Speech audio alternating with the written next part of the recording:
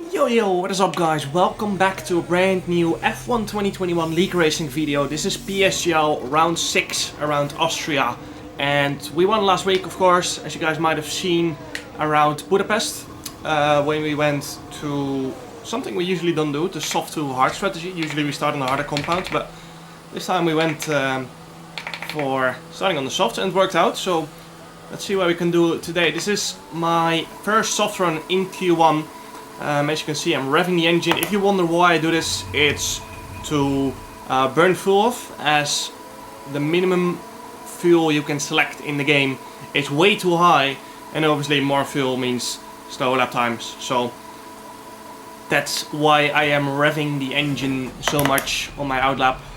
Here you have the standings. Shanika Clay leading with 41 points, and then it's me and Jake Benham in P2 and P3 with Barry Bormant in P4. So we can take the lead of the championship if we do well this round, but yeah, it depends where we finished compared to Shanika, Jake and Barry, of course. So those guys are my championship rivals this season, and we need to try and finish every race ahead of them, trying to extend the championship lead, of course. Through the first sector, it was not a great first sector, not gonna lie. The delta you can see was from my medium run. I was planning to not start on the mediums this race and go for softs, as once again I wanted to have the track position, and yeah, that's why I will do Q2 on softs no matter what, just because I want track position. Even though the mediums are such a good tire to start a race on, I wanted to yeah, get a good start and try to get ahead of the medium runners as early on as possible. You can see we're currently in P12, but that's still our medium run. We're not far up though compared to our medium. We're only 2/10 up, as you can see in the top right. Not the greatest of last corners as well. And across the line we're only going to improve by 2/10, which puts us P5 for now. A lot of people will go out again. Luckily for us, that lap time was enough for P12, so that sees us through going into Q2. So it wasn't a great lap, not gonna lie, but I could see there for a brief moment on the weather prediction that rain was coming within 5 minutes. So that's why I literally went out instantly. We are pretty far down the pit lane, as you guys might know. So even if I respond 5 seconds earlier than, for example, the Williams guys, they will still drive onto the track before us. And that's just being unlucky with the pit allocation, that we are that early on in the pit lane. Because if it rains early on in qualifying, we're always going to be out late, which is a bit annoying, but it is what it is. Now, this outlap, we need to just try to get as much track position as possible, and then that one lap is going to count, because you can see nearing the end of my outlap, it's already raining. So that means grip is not going to be optimum from turn 1 onwards, and it's just going to get worse. So everyone ahead of us will have an advantage, everyone behind us will have a disadvantage. So this lap is really gonna count, because if we don't get a lap in now, we will have a big issue. And you can see I just took it so carefully through turn 1, because if I invalidate this lap with track limits, we're not going through to Q3. So very important to make this lap count. Through the hairpin again, a bit safe on braking, bit of a slide on the exit, and that's just because the mechanical grip is fading away because of the rain. Of course, tires don't grip up in wet conditions as well, especially when you're on the slicks. Again, a bit of a lock up, and now going through the middle sector is where I really felt like the grip was fading away. First person across the line is going to be Thomas Ronner, I think so, I'm not sure. Actually, it's Alvaro Caraton, a 104.5, and that's over 1.5 seconds slower than we should be doing. Jake Benham across the line, 104.2, Tomek 104.2, and then Thomas Ronner on the mediums goes fastest with a 104.1. Across the line, we're going to do a 104.4. And Barry behind us is going to jump ahead of us on the mediums as well to P4. But all we needed to do was just get into Q3. I wanted to start on the softs, so don't care if we are P9, P10 or P1. We managed to get through. Our teammate Danny Moreno just squeezes through in P10. And yeah, here we go to Q3. You can see it's pretty much full wet conditions. Tomek Paratsis 111.9. Thomas Ronner again with a fast lap, 111.8. we're gonna come across the line with a 1:11.8 as well.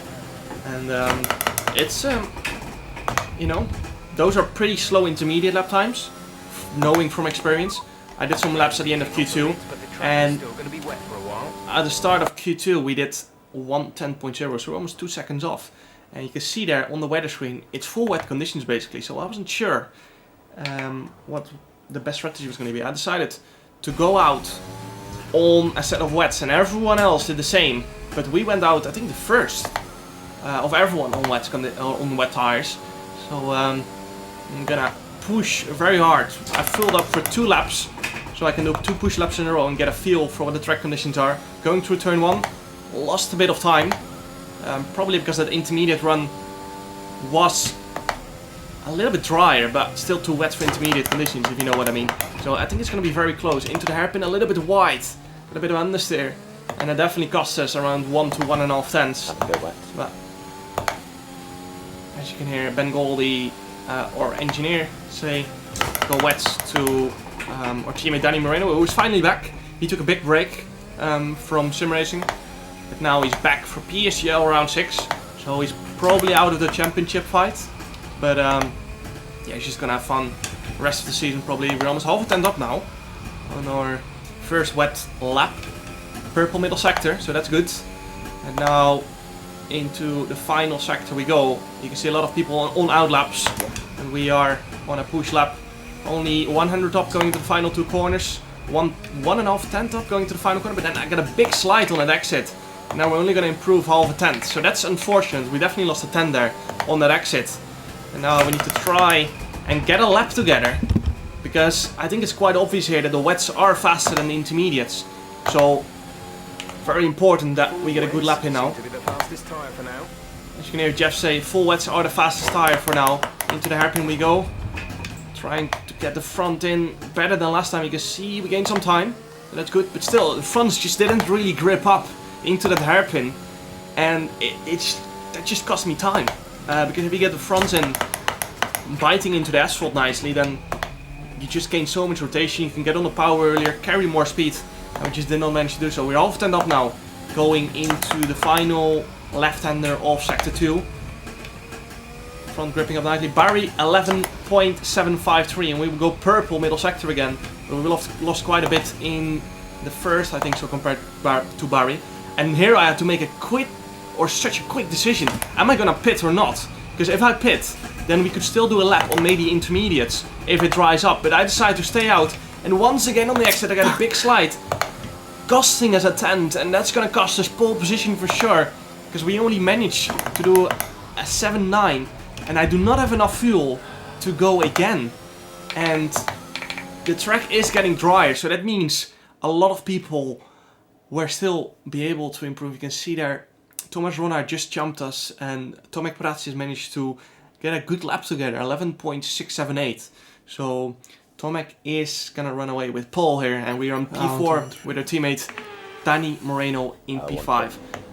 Now heading into the formation lap, you can see Thomas Ronner and Barry Burman both in the mediums. They're the only ones in the top 10 on the mediums.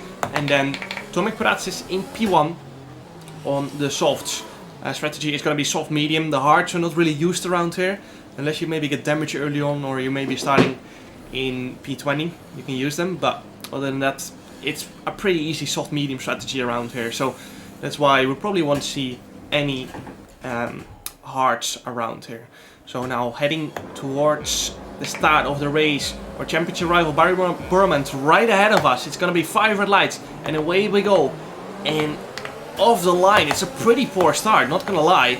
We didn't make up any ground towards the medium runners, and you know, I kept the overtake button on so I could straight away get a nice run out of turn 1. But yeah, that was just a poor start, not gonna lie. We managed to keep the position, so that's good, but just had no traction off the line. Don't know exactly why, it just happens sometimes. Not much you can do about it. Danny Moreno and Alvaro Carreton going side by side into the downhill ride. Actually, Alvaro backed out of it and just tries to follow Danny around for this first lap. Now onto lap 4. Nothing has happened in the top 6. And you can see here Thomas makes a big mistake, hits Barry in the back. And this is giving us a golden opportunity to try and get some track position here. Barry's getting slipstream to Thomas, and we're gonna try and go around the outside of Thomas here, who's had a brilliant qualifying session so far. We're gonna go around the outside up to P3, and that's 1 position gained in this race, so happy about that. We just need to try and slowly gain some track position compared to others. Knowing these medium runners are gonna go much longer into that first turn than us, of course. On to lap 7 now. Tomek is gonna go for the move on Barry, but backs out of it as he wanted, I think, the DRS for this next straight.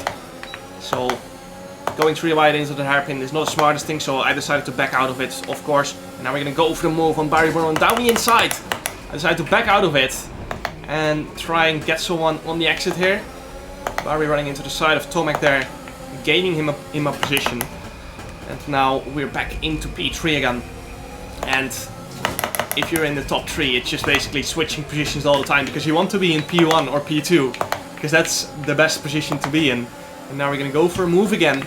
You see, I have activated the overtake button. We're gonna go down the inside here of Barry Burman, who turns in a little bit early, but we didn't hit. And now we're gonna get DRS together with Barry. So we're gonna have a little look down the inside of Tomek. Didn't want to send it from that far back, so I just decided to stay behind. I think we almost tapped him there on the back. Maybe we did slightly, but the contact model in F1 allows that. So now on to lap 9. It's just lap after lap there are battles, and that's because there's so many DRS zones. And as you guys might know, DRS is very strong on F1 2021. Tomek lives there to get the DRS on the next straight. So we decide to try and get the exit here. I'm going to turn on the overtake button, because if I don't, then that means both Tomek and Barry will get me. And I decide to cover off Barry on the inside, so Tomek can break deeper into the corner. I kind of want to play together with Tomek, because Tomek is on the softs as well. So we're on the same strategy, so we kind of need to help each other at this moment in the race. You can see I'm turning on the overtake button again. Barry is going to the outside, I'm going to the inside, and bit of a tap again there, going into that hairpin. And now once again we are getting DRS, trying to get some slipstream here from Tomek. I'm not going to try anything, as I said. I want to work together with Tomek, because he's on the same strategy, so we can help each other a little bit. Now on to the start of lap 11. Once again we're going to get some nice DRS down all the straights and into turn 1. Barry hits me from the back, and that makes me run wide. And straight away I'm basically under attack from both Thomas and Barry now. Even though we do have DRS, we're not going to get slipstream because Tomek is too far ahead. Into the hairpin. Barry runs us off track here. And once again, that is almost costing us our position to Thomas. And now we're going to try. I kind of wanted to go down the inside, but Thomas was there, so I couldn't go down the inside. And I had to choose for the outside there. First he hits me over, and then he doesn't even give the position back. Oh my god. So yeah, to be fair, not the cleanest of driving there, but it is what it is. We managed to stay in the DRS train without damage. And now on to lap 16. We went a lot longer than everyone else. Our teammate Danny Moreno pitted lap 12, I think so. Tomek around that time as well. So we went a lot longer. We are gonna be undercut by quite a bit of people, but I wanted to have fresher tires for the rest of the race, so that's why I stayed out longer. And we're boxing end of lap 16, 2 mediums. We managed to stay with the medium runners in the same DRS train, but of course they are gonna have brand new softs at the end of the race, so that's not ideal because they're gonna be much faster. Even though we will undercut them, the mediums stay in shape pretty nicely for the rest of the race. Coming out of the pits, right behind Shanika Clay, we're gonna get DRS straight away. And you can see Dario Lomulo in P10, 3.5 seconds ahead, and now we're gonna go for a move on Shanika. Again, me and Shanika kind of need to work together here because we are in the same boat. There's no point in battling each other because we're both gonna be ruining our own races. And yeah, there's just no point in doing that. So we both want to get further up. So I was pushing really hard to get back in the DRS of Dario. You can see 1.1 at the detection line, which is unfortunate, but we will definitely get DRS on the next lap. And yeah, he will have dirty air in the middle sector. Fuck. But then I'm out. I lost connection to I Steam. disconnected from Steam. I don't have any backup invites. Fuck. And that means Rear is good of out of this race, because even though I can rejoin, I think probably through Louis' name. Louis. Fucking... Go! Oh! Josh has invited me. And luckily for us, Josh has invited us back into the session. Josh retired on lap 1 or 2. And now we are back into the race. Even though we've lost around 5 seconds on the lap, we were not there. At least we're still in the race and we can fight for points. And turning into this corner, I was very confused, as I thought I had front wing damage. Fuck man, I lost so much time. Did Shanaka get DRS? Yes. So you can see I was very confused on why my car was not turning in turn 1, but that was because the AI absolutely destroyed my front tires. And when I opened the tire MFD panel, my front left was 110 degrees, so that's why I was confused initially turning in. That I maybe had front wing damage, but I did not, luckily. And you can see Shanaka did get DRS, but now once again we are 2 seconds behind Jake. And we have no ERS basically. We drained our battery trying to catch up. No, don't let me go, fuck! I don't have DRS, man. Or ERS. Never gonna catch up. Oh, why has he done that? Fuck. And I thought Danny was trying to help both of us by letting me through. I think he thought I had more pace, or that's what I thought at the time. But obviously he was trying to help his teammates up front. Or Barry at least, because Barry is his McLaren Shadow teammate, so that's why they're obviously gonna work together. If Danny does not help me, once again, I just missed the DRS again by like a tenth for like the 3rd time this race. So we're just being a little bit unlucky with catching people on the wrong moments, which is making my race so much more tough. But at least next lap we will get DRS from Shanaka, as I think he had a bit of front wing damage at this point, so that helps us catching up.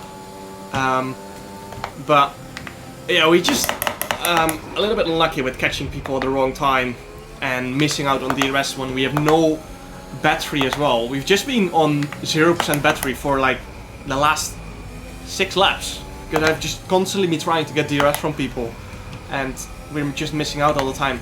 But going back to why Danny was letting me through, if Danny did give me DRS, that gave me the chance to recharge my battery, and I thought we could play together. But Danny told me afterwards that he was just trying to help. Please don't let me go. Go, go, go, go, go, go, go. I need the DRS.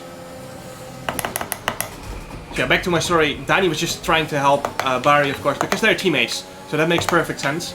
If he can help his teammates, then he will, if it doesn't compromise his own race, which makes perfect sense. So that's why he did not give me DRS, and yeah, that's of course a valid point.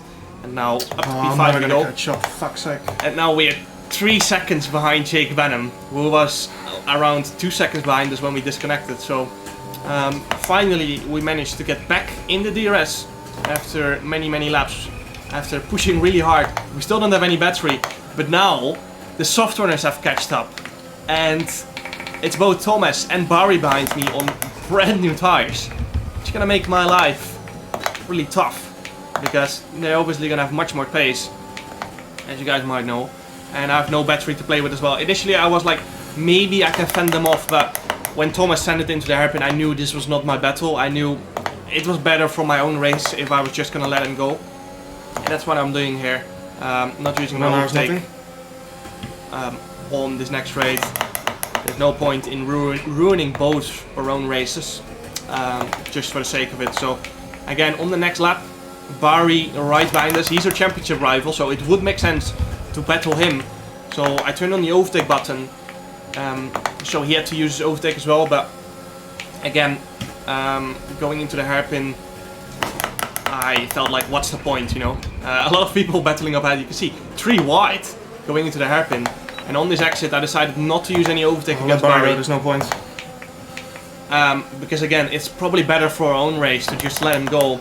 I know he's a championship rival and it's probably better to fight him hard. But he still has to pass 5 people as well for the win. So I decided to not use any overtake and just save my tires for the last lap or last 2 laps to try and make up some positions. We're still in the fight for maybe P4 or maybe P3 if we do really well. And I just want to recharge my battery and go for it in the last few laps. There's still 5 laps to go at the end of this lap. Which ALS is done here? You can see everyone up ahead battling really hard, using the overtake. We are not doing that. We're just gonna make sure to stay in the DRS. What's going on up ahead? So many people running wide and hitting each other. Is it a fair penalty then, yes, or is it triple warnings? Okay.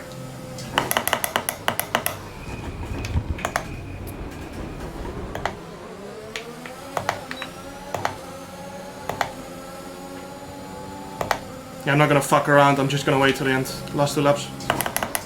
So yeah, as you can hear me say, that's why I'm lifting in some of these corners, because there's so many people battling and hitting each other and almost spinning out that every time I was behind someone, I just made sure that I had big enough of a gap in case they spun. And because they're battling side by side, you're making up the time anyway, so there's no point being close. You might as well just chill around a bit as Danny pulls to the side, as I think he will box this lap and retire from the race. I think he felt like he was not gonna finish in the points anymore anyway. His tires were gone, he had no battery, and he had 3-second penalty. I think so. As you remember, the last lap going into turn 1, Thomas and Tomek run wide, and that was because Thomas ran into the back of Tomek, so he had front wing damage. So I decided to turn on the overtake button for the first time in quite a few laps to try and go for a move on Thomas, because I don't want to stay behind Thomas through the middle sector, as he has front wing damage, of course. As I just got a bit unlucky with oversteer, and it cost me so much time, which is unfortunate, because now again we have to turn on the overtake button to go for it on Thomas, but Thomas decided to back out of it, as he knew he probably had a better chance of points if he chose the right fights at the time.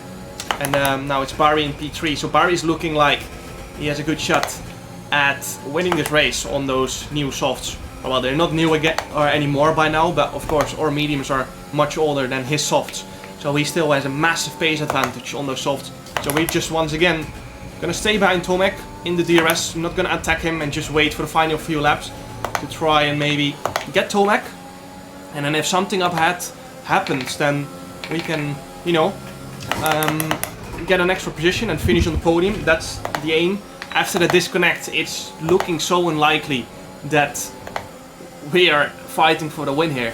You can see again going into the hairpin, people making it 3 wide, which is just not smart. Alvaro backs out of it, which is smart, because now we can get maybe one of them on the switchback. But going 3 wide in the hairpin is just... Barry is flashing, tell Jake. Always gonna end it. And now... So let me know what Jake is on.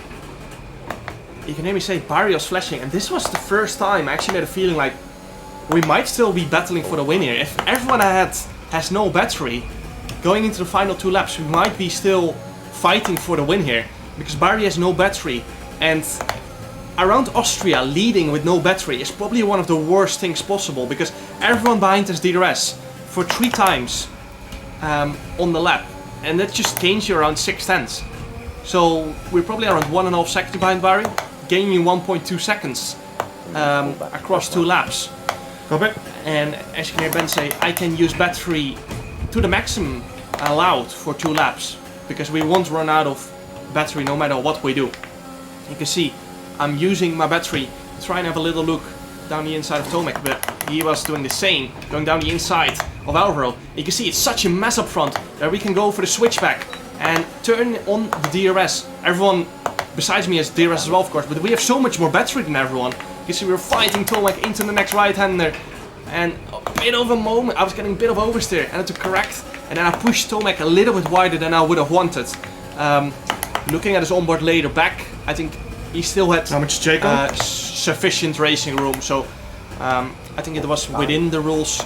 Not the way I want, because I always want to leave a full car space width on the exit to whoever I'm racing, but sometimes it just pans out different. But now, last lap of the race, you can see we still have 53% battery coming out of that corner. And Barry, remember, had absolutely no ERS a few laps ago, and he still won't have any ERS. Jake is around 35% going into the final lap, so we have more battery than Jake as well. But remember, Barry does have the tire advantage, so this is not going to be easy. Jake goes down the inside for this left king. We go down the outside of Barry, and Barry runs wide, deep into the corner. We go for the switchback, and now we're going to get DRS. Jake won't have any DRS, and Barry does not have any ERS to play with. No battery, and we're the only one with any battery left on this last lap. We go defensive, so no one can send it down the inside. And we're leading for the first time, basically, in 26 laps. And it's the most important one. We managed our battery as no one else could. We managed the track position like no one else could. And we take the lead on the most important lap of the race. And we're gonna bring home the win for the second time this season. After one of my best races ever, not gonna lie. We disconnected, lost 5 seconds. And we're basically out of contention. Yes! Back? Yes! Great job. It somehow dropped me to P5, but I did nothing wrong, right? Yeah, no, it's just, Okay. yeah, the disconnecting. And you can see how happy I was, because we were just out of contention from the win after the disconnect. We lost, you can see, a 1:10.8 on one of the laps when you're doing 1:04.8 before. So we lost 6 seconds basically. And I just surprised myself as well. I think you guys are just as surprised. We were at P5, but that was a game glitch. But yeah, just absolutely my best race ever. No doubt about that. Hope you guys enjoyed this massive comeback drive after the disconnect. Make sure to like and subscribe if you guys want to see more league racing content. And see you guys next time. Ciao.